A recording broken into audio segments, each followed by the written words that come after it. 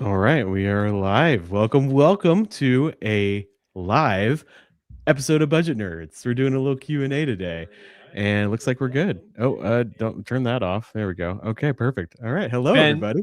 it honestly feels like it's been forever since we've done a Budget Nerds. Well, it has because we had break for Christmas. You got sick last week, and yeah, but we're back. We're here. We're ready to go. And let us know where you're listening from. I always love to see it.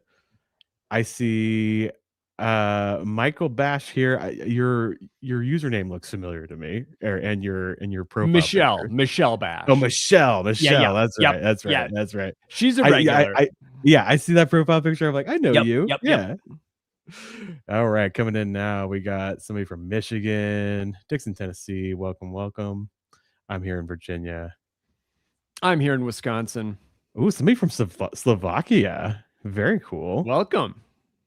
Portland, New Hampshire. Awesome. All right, folks. Thanks for joining us. We're just going to be answering questions today, hanging out. Here they all come. Los Angeles, Florida. Got two folks from Los Angeles here. Birmingham, UK, Melbourne. Hey, look at that. All over the world. Love to see it. Love to see it. Is it tomorrow in Melbourne yet? Maybe close. All right. Well, thanks, guys. It's the new year and we're talking about money. So we don't have anything in particular we're going to talk about today. Today, we're going to talk about whatever you want to talk about. So if you have questions, put them in the chat and we will answer as many as we can. And we have some prepared already. So we're going to jump right into that. But anything you want to say before we jump in, Ernie? No, let's do this. These are fun episodes. We always run out of time. So we're not going to waste around, we're not going to do stuff that takes away from the questions. Let's jump right in.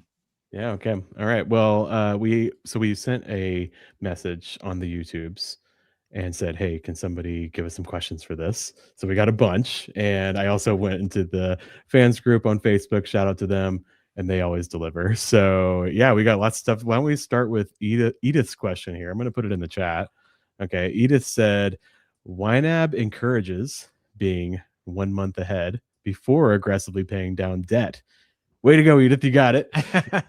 If bad luck strikes, does that mean borrowing money just to keep your month ahead status? Or should you use all your sinking funds and then rebuild them? It's a bit of a chicken and egg situation. Yeah, it is, Edith. So if you get like in a really bad situation, maybe you lost your job, that's probably when you say if bad luck strikes, that's probably the first thing I think about. And you need to draw down on those funds. Yeah. Do you borrow money to stay a month ahead? If it were me, I would use my month ahead money before I borrowed anything, because well, for a lot of reasons, but I think for me, I think of that month ahead money as, well, it really is like a logistical, it just makes things easier, right? Because you don't have to worry about this cash flow problems anymore, but it also kind of acts as a part of my emergency fund as well. So that's the way I think of it. What about you, Ernie, though? I think we talked about this before and you disagree. Yeah, well, the first thing I would do is look at the sinking funds. Look at those true expenses, those non-monthlies. And I'm not pulling all of that money out. Heavens no. Mm-hmm. But are there any categories that have more than what I need moving forward to give me a little bit of buffer? So I'm starting there with those non-monthlies. But I am seriously considering borrowing money. Wow. Because here's the thing. Stay a month ahead.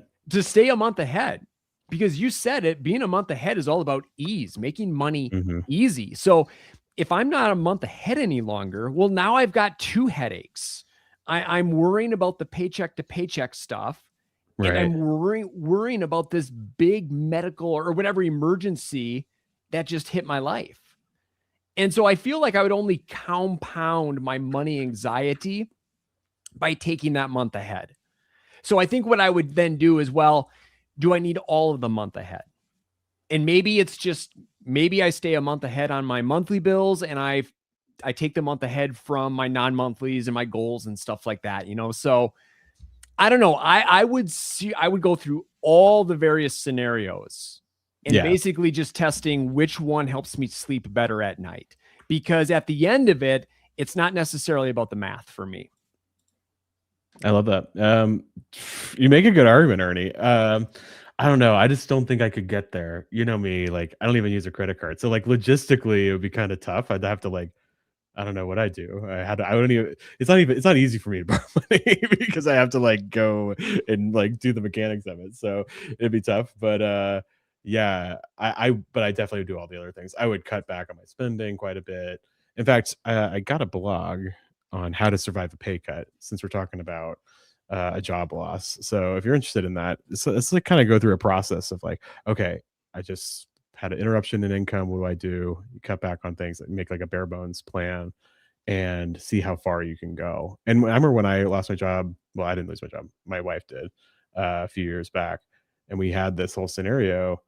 Yeah, that's the first thing we did was like we skimmed off a lot of true expenses and things like that because I didn't want to borrow money. And we were also saving for a renovation, and so we just paused the savings for that and stuck it all. Okay, we're just going to hang on to this cash until we need it. So you want to like hang on to as much cash as you can. But as a last resort, you're saying, Ernie, that you might borrow money before you actually use the month ahead money, which I think is really right. That's And full commitment. there's Like so many variables in that scenario. Totally. But yeah. Okay. So questions are starting to roll in now. So let's start getting into these. We're going to start with the first one. My wife has an HSA and childcare taken out of her check. I'm starting sinking funds to track those savings and spending. Is it better to have deposits ready to assign or directly to the categories? So my understanding is this is all done pre-tax. Yeah, this is before, so you don't even see this money. This is not part of your take-home pay, right? So I would just set this up as a tracking account. Yeah, the HSA. The HSA. Specifically, yeah. Yep. And then you can account for those individual deposits along with the individual deductions, you know, the expenses that you're paying from that HSA throughout the year. Now, as far as the childcare, like I could see the argument. You're like, well, even though it comes out before I actually get the paycheck, I'd like to be able to track that spending because it is spending, right? Right. Because that money could be coming to you, but instead it's going to a childcare pre-tax. But with YNAB is really designed to track your take-home pay and track your spending on your take-home pay. So I wouldn't even include it in YNAB. Now, there is a way to do it, and a lot of people are really nerdy and they like track their taxes and they do all this stuff. But if I tried to tell you, I would tell you wrong probably, and we just end up confusing everybody here. So if you were really, really nerdy, and you're even nerdier than me and Ernie, and you want to track that pre-tax stuff, reach out to support. I think we can help you out with that, but I'm not going to say it here because it would just confuse everybody. So that's funny because I know there's ways to do that, but I don't even know. I don't even know how to tell folks to do that. Like that's just a nerdy level above and beyond where I'm at. I have like a sense of it, but there's details I'm sure I would miss out. So in this setting. So there you go. All right, what else we got here? Let's do Matty Dubs. Yeah. Is YNAB or in YNAB thoughts on fresh start versus reworking a current plan when needed, but not restarting to keep your historical data and trends? Yeah. You know, we call it a soft fresh start where you don't actually, well, I guess we should say what a fresh start is first. So in YNAB, there's a feature called Make a Fresh Start where you can click a little button that says Make a Fresh Start, and it will create a new plan for you. Look at that. And it's going to show you right now. It'll create a new plan for you. And basically what it's going to do is going to keep all your categories, keep your accounts, keep your targets, scheduled transactions, all that stuff, all that setup kind of stuff. But it's just going to delete all of the spending. So you have a new plan that's fresh, right? Now, that can be really helpful, especially if you have fallen off the wagon for a while and you look at YNAB and YNAB's like, you have 350 transactions to categorize and approve. And you're like, right? And you just want to start over. I think that's the ideal use case for it. Or maybe you had like a big life change and your historical information isn't really useful to you anymore and you want to start fresh. Those are kind of the big things. But you can also do a soft fresh start. You want to explain what that means, Ernie? Yeah, so you are keeping your current plan, but you're kind of basically just resetting the data. Yeah. So I always tell folks, start on the account side, reconcile those accounts, just make an account balance change so that the balance in YNAB today matches the balance at your bank. And then once all your account balances are accurate, then just go into your actual categories, take all the money out. So it's all back and ready to assign. change your targets, change your categories if you want, and then you redistribute. You reassign that money to your plan, and it's up and running. There you go. Yeah, there's even a auto assign option, I believe I think it's called reset available amounts, and you can select all your categories, and it'll just bloop, pop it all up to ready to assign. There sure is, Ben. Let me show you. Yeah, look at that. I don't even have to select categories. I just hit down here under auto assign, reset assigned amounts. You want to do reset available, actually. Oh, I'm sorry. Yep. So reset assigned will reset the assigned column from this current month. Reset available will any money that's rolled over from previous months too. Good point. And there it is. All back to ready to assign. Yep. And then you can just assign it again. So it's just a way to start over, start fresh without having to create a new plan. And you still have that historical data all in one place, which is nice. So good question. Now you're not doing a fresh start anymore every year. I'm not. I didn't know if I wanted to, years. I didn't know if I wanted to mention that because it's did you do it last year? I can't remember. I did a fresh start last year, and I did it for so many years beforehand. But yeah, this is my first year in a long time where I haven't done that fresh start. Is it just because you want the historical trends in one place, or yeah? I got to that point where the historical data has started mattering a little bit more to me. Mm-hmm. I just find myself kind of going back through those old plans a little bit more, like, oh, where was that restaurant in Minneapolis back in 2023? Yeah. And you can always get that information in another plan, but you kind of have to sift through and that's another plan. And yeah, it's a whole thing. Yeah. Lynn asked this question, which I think is good too, related to this. How can I undo a fresh start? Well, you don't actually lose any data, right? So you'll see in your list of plans, if you could open plan, you'll see in your list of plans that old plan is still there, and it'll have the name that you had, and then beside it, it'll have a little parenthesis that says archived on this date. And you can just go back into that and just keep working in that plan. So yeah, if you guys want to try it out, you go make a fresh start right now and just play with it, because you don't actually lose anything. And you can always go back to the old one. Okay, here's a fun one, Ben. This is really, really nerdy. How big of age of money is too big? So age of money is this metric in YNAB that is measuring on average how old your money is. Yeah. So if your age of money is 10 days, then on average, you are spending money that you earned 10 days ago. Yeah. Does that make sense? And I've seen some old ages of money, like years. I mean, I don't know, because I would want to know what the circumstances are. Like, are you not spending any money? Like, is that what's going on? And you're just like hoarding everything? Then I think your age of money is too big. But if it's, maybe you're somebody who, for whatever reason, you like put your investment accounts on your plan, like on budget.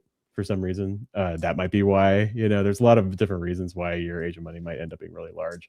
But I can't really give a number, because it depends on your situation, right? I would look at it and see, like, why is it so big? Is it because I'm hoarding money and I'm not spending it and enjoying my life? Or is it because I'm saving for, I don't know, to buy a house in cash or something, right? What is it? That's what I would look at. What number would make you perk up? Okay, that's a good question. If you opened YNAB some morning and we're like, whoa. Yeah, or if like I saw somebody, I'd be like, let's dig into that. I think if it's over, like, if I saw over 150, that would be the point where I'd be like, okay, mine was 200. Yeah. So I think we're in the same ballpark there. Yeah, I think I actually haven't checked mine in a while. Now that it's in the Reflect tab, and it's not over, like, it used to be like really prominent right at the top, but I think people are putting a little bit too much stake into it at that point, and so we put it in the Reflect tab now. And honestly, I don't even know where mine's at. Mine probably has dropped because I just bought a new car and put a big old chunk of change on there, but it is at 66 days right now. Before I bought the new car, it was at 107 days. So yeah, that's an interesting thing there. So interesting. Yeah, there you go. All right, what else we got here? If your age of money is just a little bit bigger than mine, then it's too big. All right. Oh, this is interesting. I've been YNABing since 2014 and never felt the need of doing the month ahead thing And then the follow-up is, am I a bad person? What? No, of course not. No, Never. you're wonderful. You're a YNABer. You're awesome. Oh yeah, What I do you think understand of that. this though? That's interesting. You know, it's hard to explain. I feel like this is the hardest thing that I teach is trying to explain the benefits because it's one of those things that you just gotta experience. You know what I mean? Yeah. Now, if you're like, "Ben, everything's fine," like, I mean, you know, and I don't feel the need at all. Okay, that's fine. But I do wonder if there are some logistical things that you are dealing with that you won't have to deal with if you're a month ahead. That might and if you get there, you might realize, "Oh, actually, this is a really big deal to me." Not having to time bills to paychecks, not having to worry about account balances or anything like that because you got a whole month ahead. There's a lot of benefits. And if you want to dig in a little bit, we have talked about this in many different episodes. If you search budget nerds month ahead, you'll see a lot. I tell you what, you know, my brain always goes to blogs. There's a blog called "How Does It Feel to Be a Month Ahead?" I'm gonna look that up for you and grab a link for you.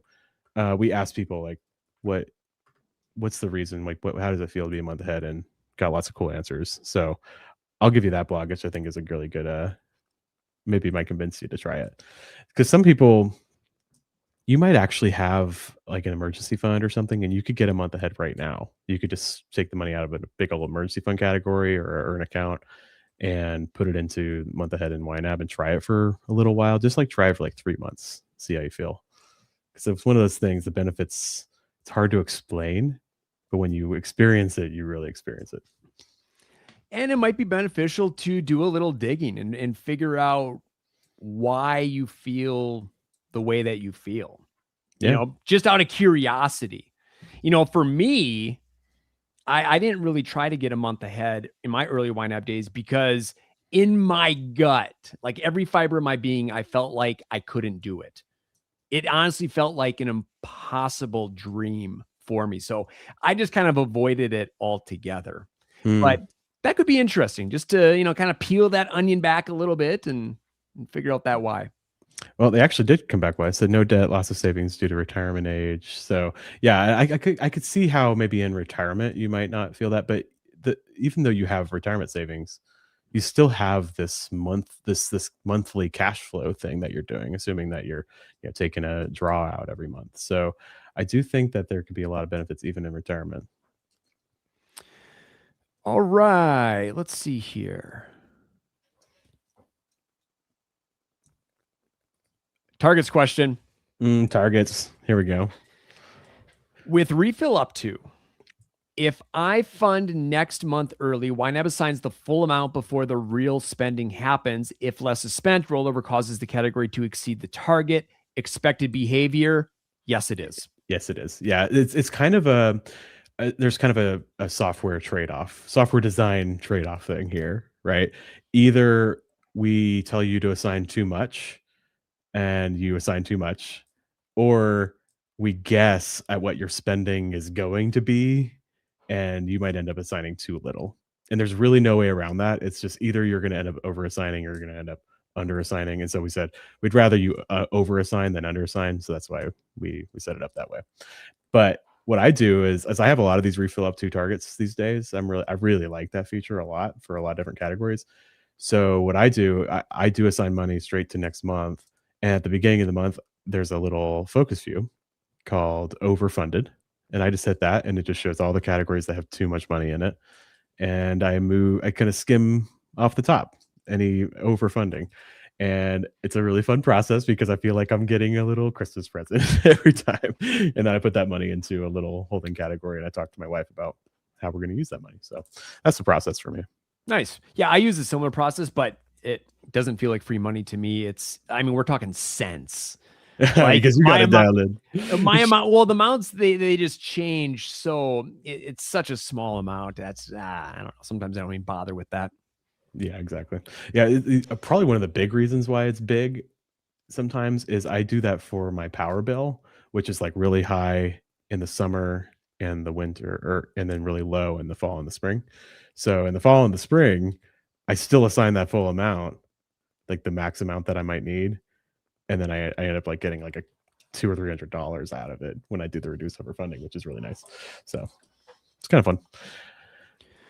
Ben, let's jump to one of the questions from before. I think we're doing pretty good on the live questions. I think we'll have plenty of time. So there was a question that kind of relates to what we're talking about right now with the rollover and with target. So I'm going to find that one. Oh, here we go. Do you post these in the chat? Yeah, which one you doing? I'll put them in the chat. Okay, I'll read it. I'm working toward getting 1 month ahead. I'm around 2 weeks currently, but my bills fluctuate from month to month. How do you keep assigning money to a month ahead when the total you need for that month keeps changing? Do you aim for an average target or adjust every time the categories shift?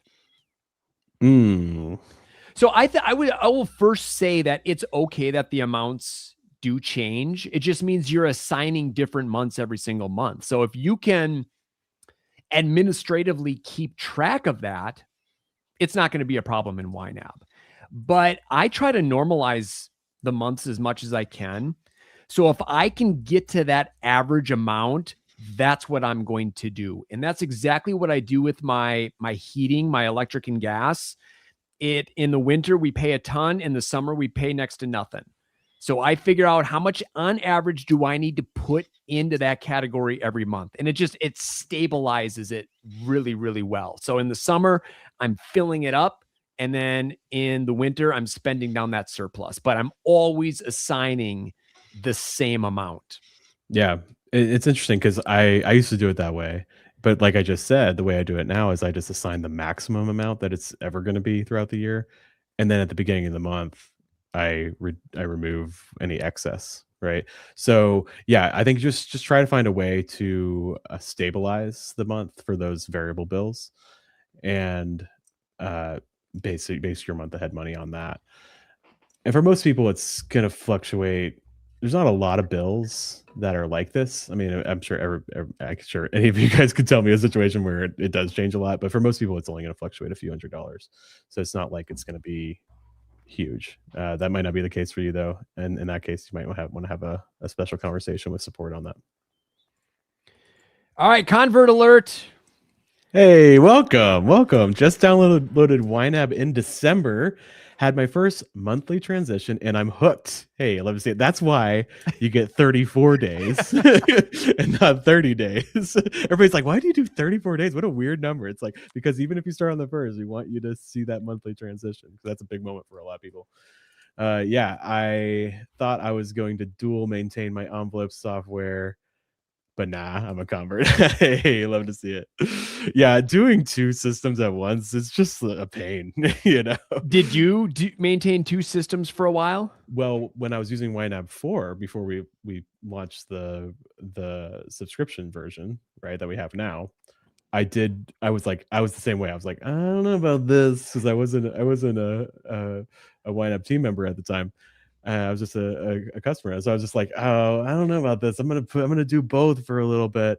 And then I was converted pretty fast. I really liked the new system, so jumped over pretty quick. I went all in on the new system right away. I did though maintain my spreadsheet and the old YNAB simultaneously, and I didn't do that for real long. And then I also remember, and this came up in our interview with Lauren. I remember when I was able to ditch my checking book, because there was a season where I was still maintaining that checking book register while maintaining YNAB. And then I'm like, no, this is stupid. I don't need to do that. Yeah. Never use a checkbook, have to say. And I was taught how to use a checkbook, but I never actually had to use one. Well, welcome to the YNAB family. I'm glad that you're excited. I remember that excitement of like, oh my goodness, I am always checking YNAB. Why am I always checking YNAB? And here we are 13 years later, still doing that all the time. So if you're new, if for some reason you hopped into this Get Good with Money 2026 live telecast and you want to try out YNAB, I put a link in the chat window there, ynab.com/nerds. It'll get you free 34 days free. No credit card required. There you go.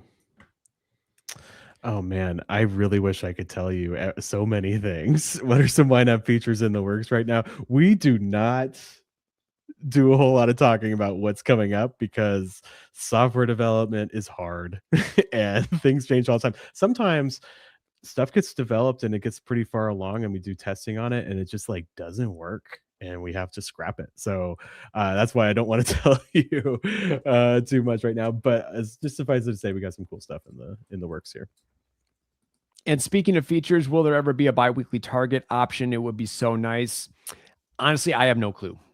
I don't know. It's not in the works right now. I will say that, but it is something that's requested a lot. I will say, I think when you get a month ahead, it's like less useful. But I think it could still be really useful for a lot of people. But yeah, I don't know. Not in the works right now, at least. And if you're dealing with, because a lot of times I think people want that biweekly option for assigning purposes. They're like, well, I'm paid every other week. Mhm. So I want a target that prompts me to top off categories every other week. But if you actually have an expense that happens every 2 weeks, you can convert that every 2-week amount into a weekly amount and use the weekly option, or convert it into a monthly amount and use the monthly option. Yeah, I think it's a good way to go. I thought this would be a good time to bring up this question since we're talking about features. Somebody asked in the fans group. Jennifer said, "What feature requests do you have, both Ben and Ernie? What things do you wish you could do in YNAB, but it's just too awkward, difficult?" Yeah, good question, Jennifer. Mine reflects one that the community asks a lot about. I would love a target where it's commonly called like set aside with a cap. So I could tell YNAB, okay, I want to set aside X amount of money every month in this category until I reach a cap of $1,000, and then I want you to stop asking me. That would be really cool. And actually I've talked with designers. There's been a few ideas thrown out there on how to do that. So might be coming along the route soon. Well, not soon. I'm not making any promises, okay? But there's definitely ideas toward that, and it's a big feature request. The other thing I would really like is a report or a reflection in the Reflect tab, something in the Reflect tab where you could look at, okay, what's the target versus what's your actual spending, and you can do this in the plan. Like you can look at the average spending and just look at your target, but I would love to see it like all laid out like in almost like a spreadsheet. That would be pretty cool, just to get a sense of like, are my targets really accurate based on my actual spending, right? That'd be fun. And maybe even like tally it up and be like, this is the difference. You know? That might be kind of cool. I could see a lot of different things, so that would be neat for me. Yeah, I like that idea. So mine is for retirement calculations. Right now, I don't know, 95% of my financial decisions are made within YNAB, but 5% are in this spreadsheet that I maintain. Every month I go in there and I track our retirement savings. So not the individual accounts, but I just track how much we're actually saving. And then it spits out how much I need to keep saving to get to my retirement number that I want to save by X amount of years.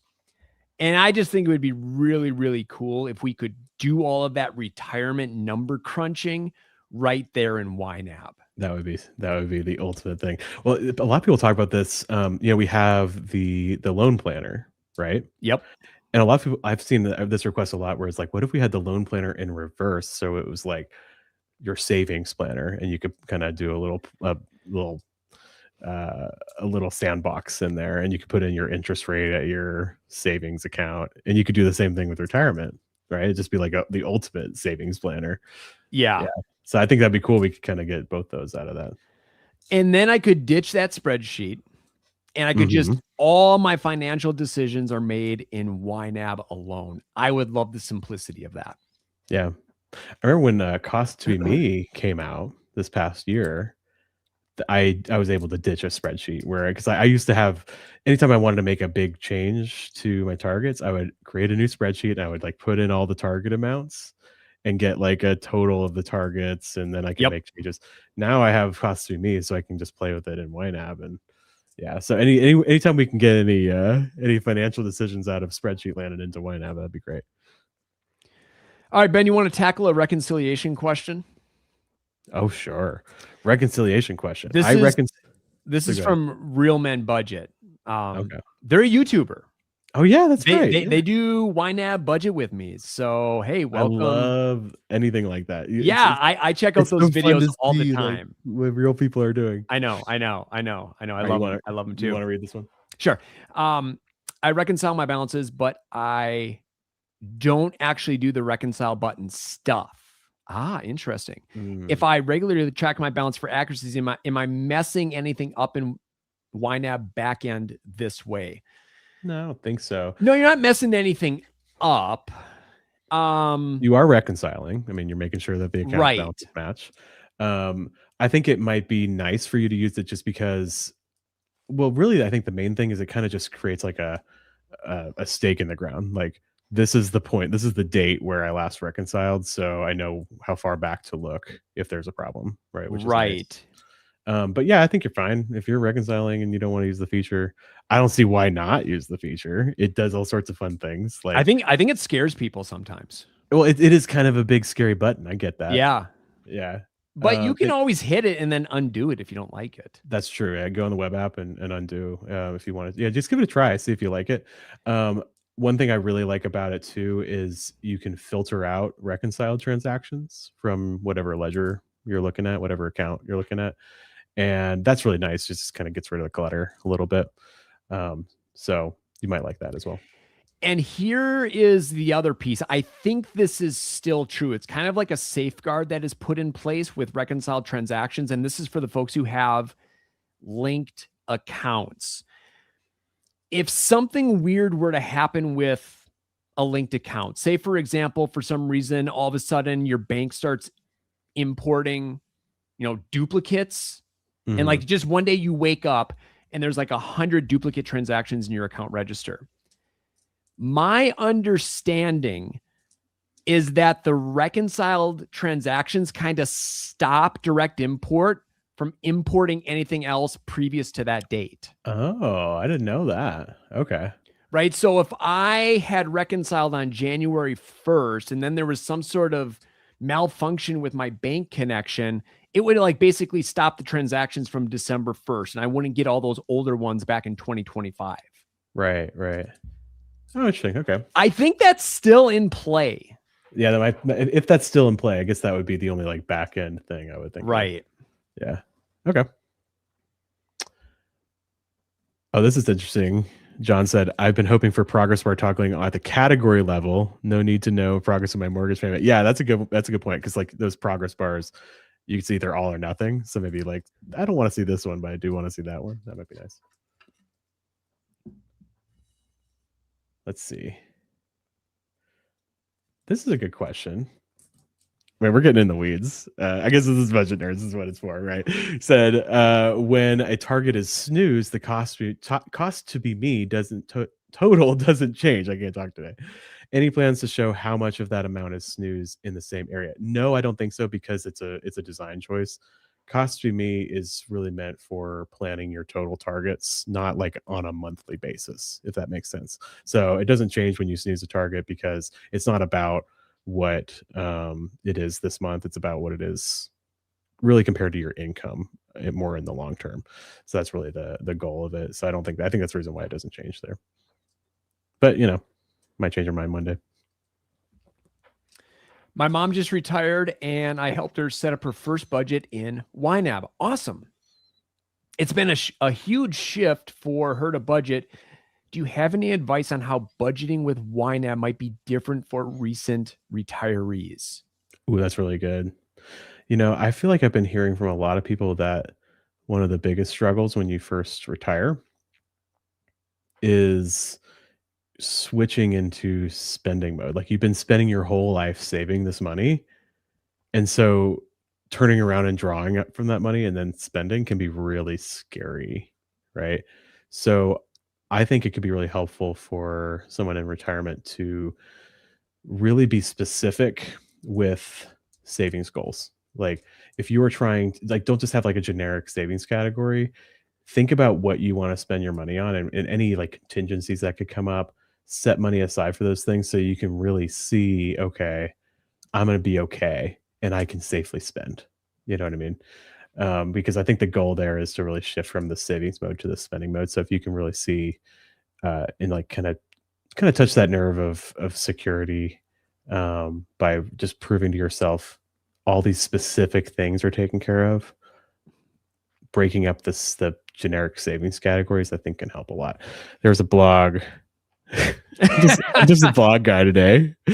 I just posted a blog I wrote before the break called "The Hidden Skill Most Retirees Never Learn," and it goes through this person's story from when they first retired, and her name was Frances, and I think it's just such a great story. Especially, I sent it to my parents because they're retirees as well, and I just really wanted them to read it.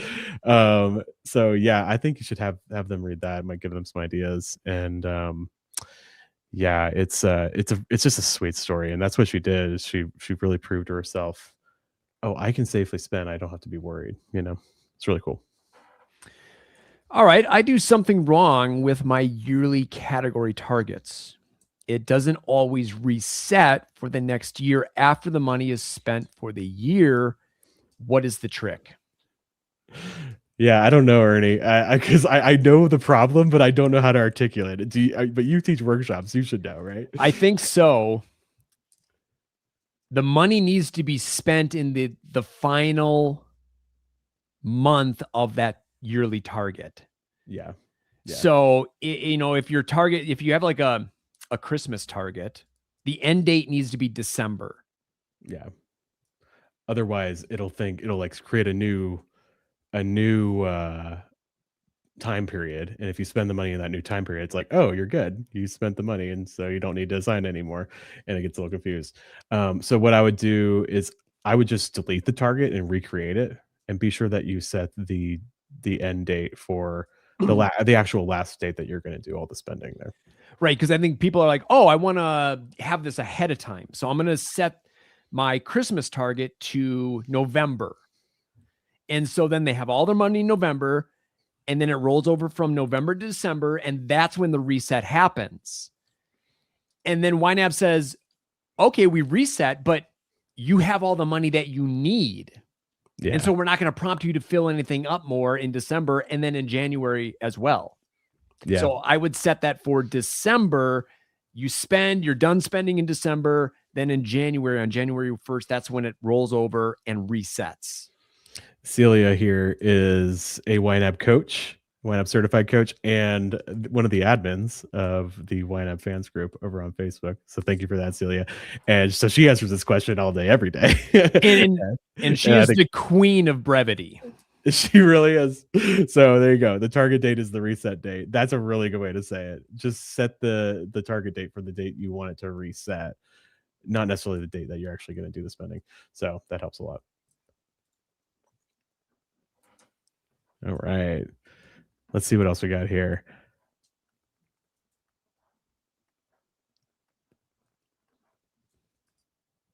Follow up from Real Men Budget. This is great info. My accounts are linked, but I manually enter 99% of my transactions. I do too. Yeah, I try to enter as much as I can. In fact, when I reconcile, I usually reconcile every day, and I go in the pending section of my bank and I enter all those as too in case I missed any, and it just makes me feel really good. So yeah, I mean, like because I do that every day, I probably don't necessarily have to use the reconciling feature, but I think there's some benefits to just hitting that button and doing it that way. All right, let's go to one of the prepared questions. This came over on YouTube. What helps partners to see the point of YNAB? My partner is one of those save for everything just in case mentalities, and I'd love to help him see how YNAB can highlight what just in case actually looks like, so we can spend the rest guilt-free, but it just doesn't make sense to him. The usual advice of finding something they really want and showing how to save for it hasn't helped. That's good. Yeah, because I think most of the time when I get a question like this, and it's like, I just can't get my partner on board, it's more like that your partner feels really restricted. Or like, I don't want to play my spending because it feels like I'm going to have no fun, And so usually what we say is like, hey, find something that they want that they couldn't buy in 1 month, something that takes some time to save. and use YNAB to save for that thing, and make sure it's a fun thing for them, not for you, for your partner, right? And then that could really show them, oh, actually, this is a means of getting what I want, not a means of restricting me, right? But your partner, the person that wrote this in, is kind of the opposite. They want to save, save, save. And I think probably when I see that a lot, it's probably a security issue. They feel worried about um, not being able to pay for something. That's why they're like feeling like, well, I just can't spend any money. I just have to hoard as much as I can because what if something happens, right? And so they're kind of the opposite type of reluctant partner there. And so they don't see the point, right? So yeah, what would you say, Ernie, on this one? I would say get crystal clear about just in case. Yeah. Yeah. Like Take what is the just in case? Yeah. right. What is just in case? It's auto repairs, it's home repairs, it's medical bills. Like, actually take the just in case money. Like, if you have an emergency fund or some just vague savings fund, actually break out what that money can do. So you're allocating to very specific just in case emergencies, and then see how that makes you feel. Yeah. Because it might be a totally different ball game where you're like, oh my goodness, we would have everything covered if any of these things happened today. Yeah, like we need to exhaust all the just in case possibilities, because here's the deal. I think your partner is saying we just got to save everything because they haven't actually itemized out all the things they're worried about. And so their brain is just always spinning. Like there's just something I'm forgetting. There's something I'm forgetting. Something I'm forgetting. It's kind of like with tasks too. I write down like every task I have to do, anything that I might forget, because if I don't, I know I'm gonna be stressed out because my brain's just always gonna be thinking, "Oh, there's something I have to do. What is it? There's something I have to do. What is it?" Right? So I write everything down and I have a to-do list that I can something somewhere I always know I'm gonna check back on, right? And that way my brain can just let it go because I know I'm gonna be able to see it later. So I think that's probably what's going on with your partner. They wanna just save, save, save and never spend any money because they don't know what the just in case is. So if you can really dial down with them, make a giant list of all these things they're worried about, and either show, hey, we can cover that right now in YNAB, or we can make a plan to save money for that while also enjoying our life.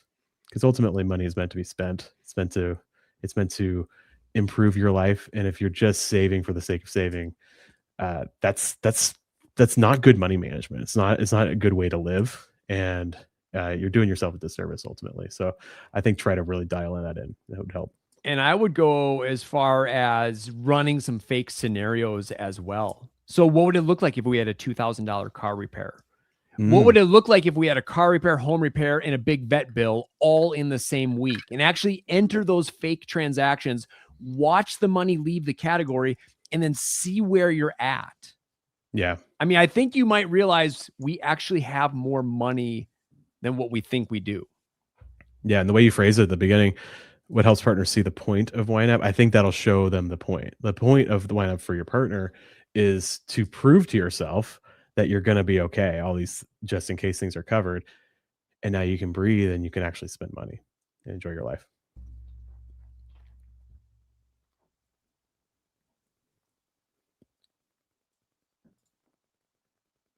Is there any way to move the targets area out of the way to get a full screen picture of the budget? Are they talking about the progress reports or the progress bars, you think? Or do you mean the on the I right? took it as this area right over here to the right, the actual target menu box. Yeah, you can't get rid of it completely. You can move You it over. can resize, can't you? Mhm. Yeah, only to a certain amount, I think, though. But no, I don't think there's a way to totally get rid of it. You can No. resize left completely. Can you resize right? I You thought you can could. you can a little bit. I think you're at the limit right now. Okay. You can't get rid of it completely, no. If you are talking about the progress bars, you can toggle those off. Ernie can show you how right there. Oop, there you go. Yep, They're all upper done. right. But yeah, I think you're right. You're probably talking about that stuff on the right. John Dimitri said, the concept of YNAB broke. It's very difficult to wrap one's head around, but we have so much in the bank. Yeah, this is the thing where YNABers are wealthy compared to most people in terms of like how much money they have in their checking account, right? Because you're saving for all these non-monthly expenses, right? And all these, and maybe you're a month ahead and all this stuff. But even though you have a lot of money in the checking account because you are saving for all these things, you still might quibble over which can of beans to buy at the grocery store, right? Because you don't care about how much money is in the bank account. You care about how much money is in the category, right? And it's a good way to live, really, because you actually know what your money's for. That's what's most important there. I love that concept of why not broke. It's like I have so much money, but I still feel like I got to be careful with my spending because, again, you're dealing with smaller chunks of money. You're not dealing with this big chunk of money in your bank account, or maybe a small chunk of money in your bank account. How do you guys handle transferring from cash accounts to tracking accounts to only accounts for investing? Okay. Oh yeah, it's YNAB treats it like it's spending. It's if it leaves the plan, if it leaves the category, it's gone. So it's just treated like spending. I kind of consider my retirement like a bill. Like I pay the bill every month and it goes to my retirement account. And then, in 40 years from now, or actually less than that, I'm still talking like I'm in my 20s, Ernie. That was a long time ago. Yeah, 20, 30 years from now, that money will come back to me and it'll be income, right? So just think of it as an expense and then it's income later on. Yeah. So if I'm running any spending reports, I'll just take out those investment categories because I don't want YNAB to treat that as spending. Yeah. If you're running a report or looking in the reflect tab, yeah, you can just remove them if you don't want it to be considered spending in that case. But as in terms of your monthly cash flow, you just consider it spending because that money's not going to come back for decades, for most people. Peggy, we have a whole episode about this. Do you guys use cash accounts or cash categories? Ernie and I are cash accounts people. We love it. Oh, we love our cash accounts so much. I have 3. I have Ben's wallet, I have Caitlin's wallet, and I have my house cash account, which is just like a little cash box where I keep some cash in the house. And I love it. Yeah, it makes a lot of logistical problems simpler. But a lot of folks just do a cash category. So anytime they take cash out of the bank account at the ATM or whatever, they just treat it like an expense to the cash category, and then they just spend the money without tracking it, and that's fine too. But I love my cash account. The reason I use a cash account is because I deal with cash quite a bit. I spend cash regularly, and I'm also, my boys were in this phase where when they were doing some dog walking, they were receiving a lot of cash, and then I was dealing with that cash. So it just made sense because of the amount of cash that I used to have a cash account. Now, prior to that, I hardly ever used cash. So I used a cash category because it was just simpler that way. Yeah, for me, the switch was when I started hosting poker nights at my house. I needed, a lot of my friends will pay me for poker with Venmo, and they'll pay them back at the end of the night. But a lot of people use cash, and so I needed like small change. Like I needed like dollar bills and $5 bills and $10 bills. So I got a cash box and I used that. And that's when I was like, oh, I kind of need a cash account because I have this thing here. And it's nice to have like the small bills in the house because if I need the cash, I can just grab it from there. I don't worry about the bank. And it's just nice to have. So that's why I do the cash account, and it just makes things, doing the transfers between them just makes sense to my brain. And I like to keep track of it. So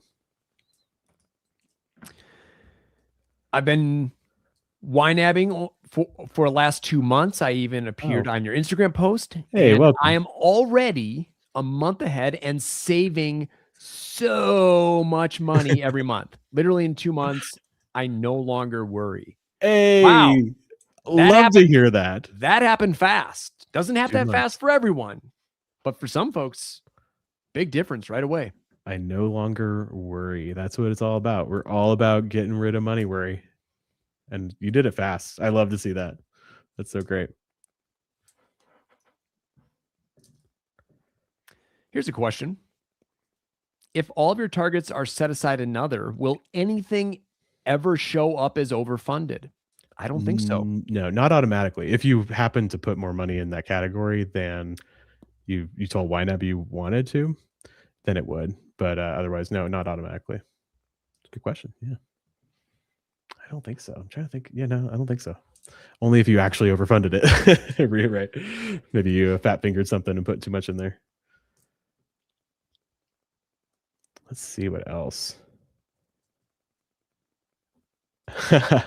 Tom, I like the way you think, Tom. Is there any way to completely disregard your bank account balances and only see your YNAB balance? The YNAB balance seems a better way to live your life. I mean, yeah. I mean, like you could just not look at it, right? But the reality is all the money in your plan in YNAB, all the money in your categories comes from real life accounts, right? So you still got to see those accounts to reconcile and all that. But I do like the way you're thinking. And I think the more you use YNAB, the less you're going to care about what your bank account balance is. I just keep enough in the checking account to not feel worried about cash flow, and everything else goes in the savings account, and it's all good. I would love to see like a usage report from my bank of the number of times I signed in pre YNAB, post YNAB. I mean, I was always signing. We didn't have phones back in those days, so it's just online banking, Right. but always signing in. How much money do I have? Where am I at? How long until that next payday?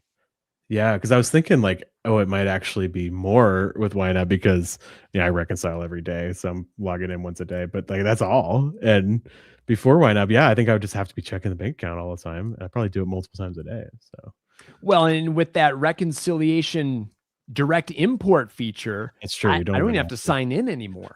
I still sign in because I don't know. It's just like such a ritual for me. I Okay, still do okay, it. that's fair. But yeah, it's true. You don't even necessarily have to. Yeah, I only sign into my bank when I have to do something in that, if I have to make a transfer or something That's like that. wild to me. That's wild to me. I think I don't like trust the import amount enough, but I should. It's worked fine. My particular bank has worked perfectly for like 3 years. I never had a hiccup, so I don't know. I also do like to put in the pending transactions, if I know they're not gonna change.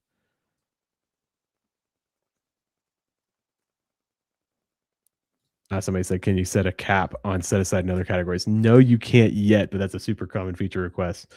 Definitely one I would like to see, so maybe one day. Ooh, this is a good question from Margot. How many bank accounts do I really need? I have like 4, but don't really use any but 2. I think okay, in And you an need to. ideal yeah, you need to. I think in an ideal world, everyone would have 1 checking account, 1 savings account, and that'd be it. Right? And then they in YNAB, right? That's the ideal world. But then you have real life because you have, well, I gotta have a retirement account because that's a separate tax thing, and I gotta have an HSA because that's a separate tax thing, right? But as far as your regular stuff, just have 1 checking account, 1 savings account. And then you can keep track of your savings dollars specifically in YNAB, and you don't have to have like 20 accounts at the bank, right? Then there's all the credit cards too, so you gotta think about that. But Oh, the credit cards. Is it a good idea to put money into a holding category for a month ahead, day-to-day expenses like groceries, and then budget on the first day of the month? I worry that if I overspend this month, it will affect next month. You can do this, and I used a holding category for many, many years, but I prefer now to just assign the money into next month. yeah, I've ever since with the newer YNAB, I've always done this. So the past 10 years now, that's the way I've been doing it. Um, yeah, I don't think it's a problem if you want to do the holding category thing. It is kind of nice to do it all at once, right? You just release all the money and then you can fund the whole month all at once. So that's it. There's a lot of appeal to that. And then there's like software logistical things like we were talking about with the set aside and other targets Right. and that. But yeah, if you want to do one way or the other. I don't know about I worry that if I overspend this month, it'll affect next month. Oh yeah, that's the other thing. Is like yeah, there's some logistical things with ready to assign if you assign money in future months. But as long as you are aware of what's going on, you shouldn't have too much of a problem with there. Right. And when I'm assigning into next month, like I'm going back and forth regularly throughout the month, where if Yeah. there is overspending, it gets caught. Mm-hmm. Yeah, now we have that feature where if there is over assigning in a future month, if ready to sign is negative, it'll alert you either on the home tab or on the web app. It'll on the right, it'll show you. So that's helped a lot with that particular issue. Also from Margot, I have to get this one. Is it okay not to have any credit cards? Can I grow my credit history other ways? Margot, I don't have any credit cards. I've never had a credit card. How old am I, Ernie? I'm 37 years old. Yeah, I'm 47. You're 10 years younger than me, so That's you're right. 37. I'm a full-blown adult. I have 4 children. I have never had a credit card. Now, there's some logistical life things that I need to do to make that happen. But and I got a mortgage. I did all this stuff. I've never had a credit card. But there are some ways that you have to live your life to make it work. But I did a episode many years ago now with Jesse on his podcast. If you can find it, I don't even know how to find it, where I talked about it in a little more detail. It's not something I like go around recommending to people because, yeah, as far as the credit history thing goes, it is a part of life. My credit score is probably indeterminable at this point. So if I needed to borrow money, it might be more complicated. But yeah, I don't use a credit card, so if it's okay not to, if you want to, but just you might want to be aware that you might have to live your life without kind of a little bit outside the credit system.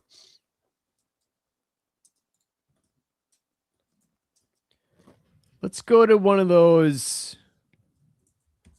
older questions. I'll put this one in the chat, Ben. You can bring it up. Alrighty. Oh, this is fun. How did you two get to be the budget nerds together? Well, it was a bygone era, a little year called 2020, where things got weird, and we were trying to make new stuff for people because like the amount of demand for online content was growing, and we were ready to do that. But also, Ernie, you had just started on the marketing team in YNAB officially, right? I did. I came over from support as a workshop teacher. And my supervisor, Aaron, said, Ernie, you got to find something else to do. You can't just teach. You're going to burn out. Yeah. So let's set you up with a podcast, which I mean, it's still crazy to me. Like I had never had a podcast. Well, I did a sports podcast prior to that with a buddy, but like they didn't know what? that. I didn't know about this. See, no one knew I could actually do a podcast. They're just like, hey, just do this thing. Stop. Where can we get this sports podcast? Where do we go? I don't think there's an archive online. It's not out there. Okay. But it was called, let me see. People want to know. It was the Average Dad's Sports Show. I would listen. I don't even like sports, and I would listen to the heck out of that. So. It was me and my buddy Brian. He came up with the idea. It was at an old place that we used to work together. And we did that for like 6 months. That was really fun. But yeah, so we just kind of like, you need a podcast. And then they're like, you need a podcast host. And I think they just instantly thought, oh, Ben B, he'd be perfect as a budget nerd host. Actually, we didn't even have the name of the podcast at that point. Yeah. It was just, okay, this is going to be a YNAB podcast for the community. Let's grab Ben B. Let's use Ernie. Yeah, we didn't even really know each other that well at that point. Yeah, like we worked in the same company, but we hadn't worked together on projects before because you just started on the marketing team. Yeah, and I think the idea at the time, and it's still true today, was we wanted something that is mostly that would be really accessible for new YNABers, but it's mostly really in the weeds and nerdy for people that have been using YNAB a long time. Because I mean, obviously, we're here to get more people to use YNAB, right? So most of our content is more geared to newer folks and people that don't know us yet. But we were like, we want something, for the community specifically, and that's what Budget Nerds is for. And yeah, the rest is history. We had So one episode on the monthly rollover. It was 10 minutes long. And we did a recording of our Zoom screen. And now we talk for an hour and a half every time. So there you go. I don't know how you feel, Ben, but we're 5 years into this thing now, and I feel like finally we're not an experiment any longer. No, I think we know what we're doing. Yeah. What's next for Budget Nerds in 2026? There you go. Well, I could tell you episodes that are coming up. I mean, I don't know how you feel about that, Ernie. Are we allowed to say? We got a really special one coming up for you next. Ernie's gonna go over his categories coming up on the 14th. So next week you'll get that episode. It's gonna drop. We haven't done that in a little while, as every once in a while we like to go over our categories. So Ernie's doing that. I have an episode that's kind of my idea. I need to write out some notes for you, Ernie, because we're going to record it next week, called A YNAB's Stages of Emergency Fund. And I just want to talk a little bit about how your relationship with your emergency fund changes the longer you use YNAB. And I have a recommendation. I just want to try to get people to think of it more as a job loss fund, especially if they've been using YNAB for a long time. So we're going to talk about that. So that's more of a philosophical episode. Then coming up on February 11th, 2 weeks after that one, we're going to do my categories, which we haven't recorded yet. And then we just decided one today. We just picked this episode today. 5 signs you're bad with money. 5 signs you're bad with money. We don't even know what those 5 signs are yet, or 22. And we don't even know if there's going to be 5. Maybe there's 3, or maybe there's 13. Yeah. We just, the internet likes a list, and so we had that idea for a title. This is a lot of content creation. Like, you kind of come up with titles first a lot, and then you kind of make the content from that. So we have the title, 5 signs you're bad with money, and we're going to talk about that. So that's all we got planned for now. That takes us through the end of February, and then I'm sure we'll do more going forward, probably some more guests, and yeah, we'll see what else comes up. So if you have any ideas, email us at budgetnerds@ynab.com. We love your ideas because we gotta come up with ideas all the time, and so and it's nice to hear from people. So yeah, email us at budgetnerds.com, and if you have any ideas for future episodes. And every idea is considered. We don't just read it and then delete the email. It goes on a list. Mm-hmm. Ben, myself, and Ashley L talk through that list every time we meet at the beginning of the month. So yeah, it will be considered. Yeah. You guys should know this. Like, Budget Nerds is more than just me and Ernie. I mean, we got a whole crew helping us here. Trent, shout out to Trent. He's our producer, so he edits all the shows. We used to edit it ourselves, and it was terrible because we're not good at it. So Trent does that. Ashley L, there got many Ashleys here at YNAB. Ashley L is, I guess you could say, like our what would you call it? Like our content our producer, our executive producer. Let's call it that. Yeah, she helps us come up with the content ideas and just encourages us, and she'll connect us with the rest of the team. Like, if there's something we need to talk about to get the word out on something, she'll let us know about that. Speaking of the, hey, transition, perfect transition. There is something we need to talk about coming up. You guys are like the core YNAB audience. If you're watching Budget Nerds, if you're here for a live stream, I mean, you guys love this. So you might be interested in becoming a certified YNAB coach. Did you guys know that we have coaches that are teaching people one-on-one how to use YNAB? And it's a really fulfilling, for some people it's a hobby, for some people it's a full-blown business. It's a really fulfilling thing a lot of people do. And we have a course that we put people through in cohorts. So you join a group of people, and you can go through a course with our teachers, and we'll teach you how to teach YNAB, and it's really cool. So if you're interested in joining our cohorts, we have a couple application windows coming up really fast here. There's a due date of the 15th of January for the next cohort.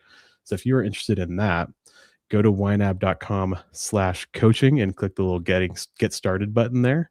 You can learn all about it there, and you can sign up to go for that program. We have 2 cohorts coming up. One's going to start very soon. I mean, what Whoa, hello. Balloons. Sorry, balloons. One's gonna start very soon, and then I think we have another one coming up in March. So yeah, go to ynab.com/coaching if you want to learn more about that. And Ben, this is not just for folks in the US, correct? No, we got coaches everywhere, so you can jump in for sure. I think. Awesome. Don't quote me on that. I thought so too. I thought so too. Pretty sure anybody can do Yep. it. Yeah. Yep. Yeah. All right. Let's see what else we got. Will there be more fan events this year? We don't have any fan fests planned right now, but we do have some things that are coming up that I think we're going to want to celebrate. So I wouldn't be surprised if we have an event, but nothing in the works right now. If you want to be among the first to learn about it, you can go to ynab.com/events. I'm bringing it up now, and you can get all the info there. So anytime we have new events coming up, that would be the place to go. And there's a place to subscribe there for updates. So there's a little place you can put your email address in. And if we do have any events planned, these are in-person events with real people. You can meet me and Ernie. You meet other content creators here at YNAB. They're really, really fun. So we did a bunch last year, and we'll probably do more, but we don't have any planned right now. So anyways, if you go to that page, ynab.com/events, you can put your email in, you can learn more about that. All right, Ben, we're top of the hour. Oh man. My timing. What do you think? I plugged things right at the right time. There you go. Yeah, let me see if there's let me just quickly look through if there's anything. Yeah, somebody said, let me know if you need a UI UX designer from Europe. Hey, we hire folks. Actually, we got a lot of designers and developers from Europe. So yeah, if you want to join us, you should definitely should. We don't have any open positions now, but you should be on the lookout. I'd love to see it. Anything else that we should talk about real quick? I'm just scanning through, see if there's anything real quick. Yeah.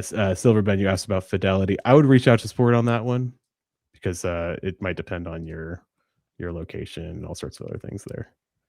You could also just, before you reach out to support, reset the link. Oh yeah, for sure. Just remove it, re-add it. Mm-hmm.